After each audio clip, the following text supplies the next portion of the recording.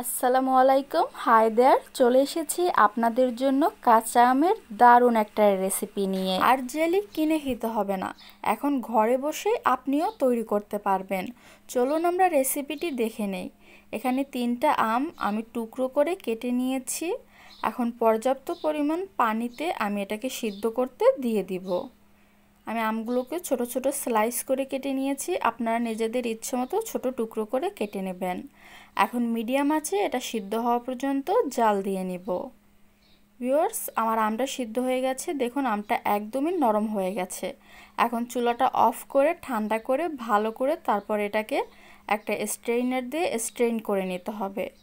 আমি একটা ছাঁকনি দিয়ে এর পানিটা ভালো করে ছেঁকে নিচ্ছি। আমি ভালো করে চেপে এটাকে সম্পূর্ণ পানিটা বের করে নিয়েছি। আপনারা চাইলে আমের এই অংশটা দিয়ে কিন্তু আম পান্নাও তৈরি করতে পারেন। পান্নার একটা রেসিপি আমি আই বাটনে দিয়ে দিব। আমের এই পানিটা আমি এখন মেপে ফ্রাই প্যানে নিয়ে নিচ্ছি। এই পানি থেকেই কিন্তু আমাদের জেলি তৈরি করতে হবে। এখানে 2.25 কাপ পানি হয়েছে, এর জন্য এর সমপরিমাণ 2.25 কাপ চিনি আমি অ্যাড করে নিচ্ছি। মনে রাখবেন, যতটুকু আমের পানি নেবেন চিনি তার সমপরিমাণ নিতে হবে জেলিটা তৈরি করার জন্য। এখন সবুজ ফুড কালার দিয়ে দিচ্ছি 3 ফোঁটা। আপনারা চাইলে ফুড কালারটা স্কিপ করে এমনিতে নর্মাল পানিটা দিয়েও কিন্তু জেলিটা তৈরি করে নিতে পারেন, তবে কালারটা দিলে দেখতে একটু ভালো লাগে। এখন মিডিয়াম আছে এটাকে ঘন করে নিতে হবে। যখন দেখবেন ফুটে উঠেছে তখন এতে দিয়ে দিবেন 1 চামচ লেবুর রস অথবা 1 চামচ ভিনেগার।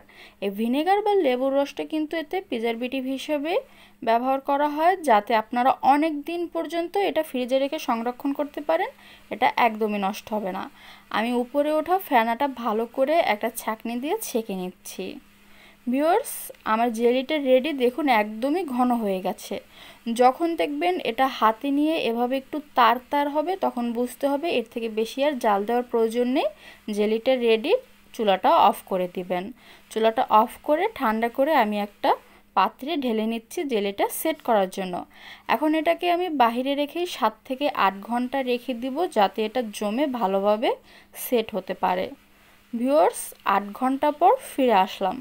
দেখুন আমাদের জেলিটা পারফেক্টলি রেডি, এটা উপর করলেও আর পড়ে যাচ্ছে না। এখন আপনাদেরকে একটু উঠিয়ে একটা ব্রেডের সাথে মেখে দেখাচ্ছি।